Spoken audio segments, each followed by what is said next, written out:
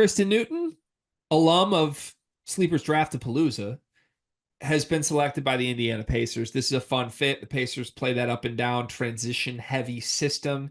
And they got a guard that I am super high on compared to a lot of guys in this draft. The question with where he fits in is what I want to discuss with you today because there's a lot of good guards on Indiana as is. Tyrese Halliburton, TJ McConnell, Andrew Nembhard have all played big roles on this team. Ben Mathurin is still a guy who needs backcourt minutes. Bruce Brown.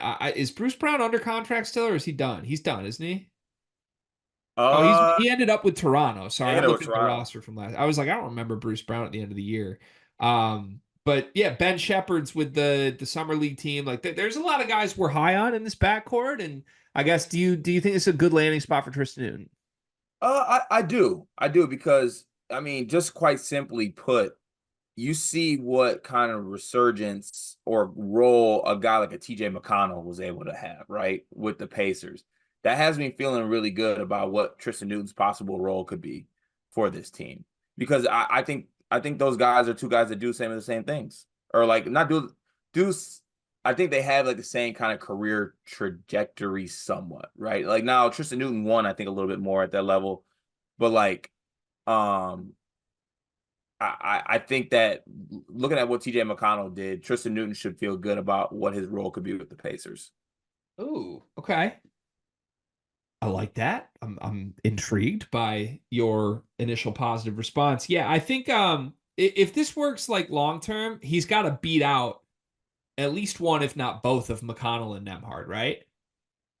Yeah. Because he can do a lot of those things. But I guess my question is like the other guys who can do a lot of those things are McConnell and Nemhard, and they're already there and they're established.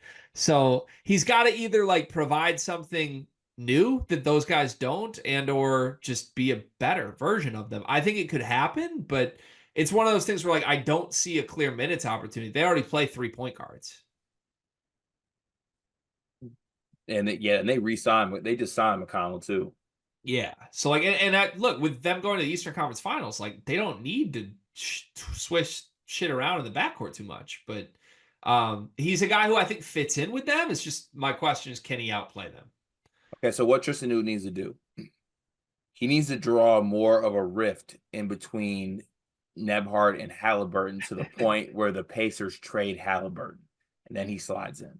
Yeah, like one of them flips out bad enough that he like demands a trade or something like that. Yeah, something like that. Yeah, I could see that working in everyone's favor. Do you think 3 years from now we fast forward is Tristen Newton ahead of those guys on the depth chart? No, but I think Tristen Newton is a rostered NBA player for somebody. Okay. I think it's going to be the Pacers. I just think he's going to end up better than some of them.